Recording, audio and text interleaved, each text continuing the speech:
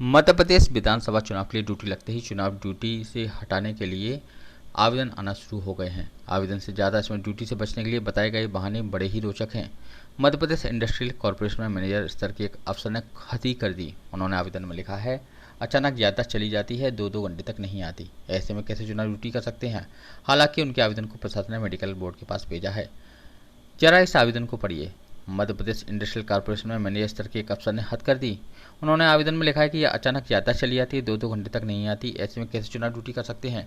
लश्कर circle के एक सरकारी स्कूल की प्रिंसिपल ने चुनाव ड्यूटी न लगाने के लिए आवेदन में लिखा, मेरा हीमोग्लोबिन कम रहता है, जब यह अप डाउन होता है तो कभी भी चक्कर आ जाते हैं।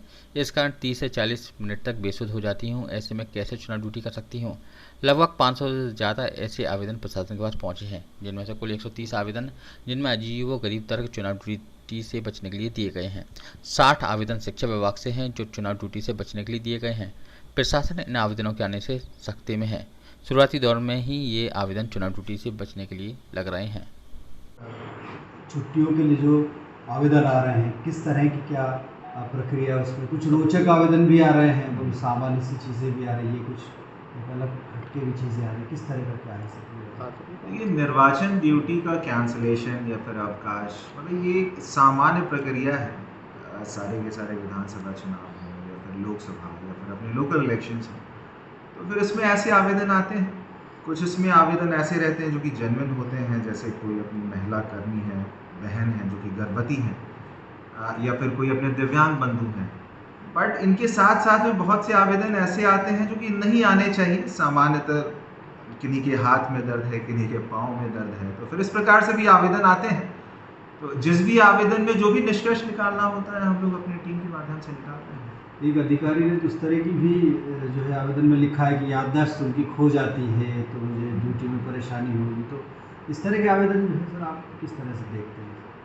देखिए, जैसा कि मैंने आपको बताया कि कुछ तो जेन्युइन आवेदन रहते हैं, और यदि स्वास्थ्य संबंधी कोई भी आवेदन रहता है तो उसको हम लोग मेडिकल बोर्ड के पास में भेजते हैं। मेडिकल बोर्ड सप्ताह में 2 दिन यहाँ पे बैठ रहा है, तो फिर वो इसकी जांच करते हैं, क्योंकि हम लोग तो इसको तय नहीं कर सकते हैं कि सामने वाले की स्वास्थ्य संबंधी क्या समस्या है। तो फिर वो लोग इसकी जांच करते हैं, और उनके लिए एक स्पष्ट फॉर्मेट भी बना दिया गया है, जिसमें आप लोग को स्पष्ट रूप से लिखना है कि क्या ये निर्वाचन की ड्यूटी के लिए सक्षम है या नहीं।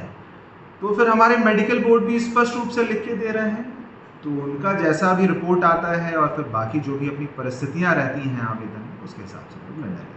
सर, करीब 1.5 लाख जो विधानसभा चुनाव में ड्यूटी लगने का पता चलते ही इससे मुक्ति के लिए कर्मचारी चक्कर काटने लगे हैं। लेकिन निर्वाचन कार्य से मुक्ति पर फैसले के लिए कलेक्टर ग्वालियर ने जिला पंचायत सीईओ को अधिकृत किया है। कलेक्ट्रेट स्थित उनके कार्यालय में निर्वाचन ड्यूटी से मुक्ति के लिए अधिकारियों कर्मचारियों की भीड़ लगी हुई है, और कई तो सीधे आवेदन लेकर पहुंचे हैं। ऐसे में प्रशासन के अधिकारी भी इनके बहानेबाज आवेदनों से मान रहे हैं। ये चुनाव में इस तरह के आवेदन दे रहे हैं, तो क्या वाकई में ये सरकारी काम कर पाते होंगे?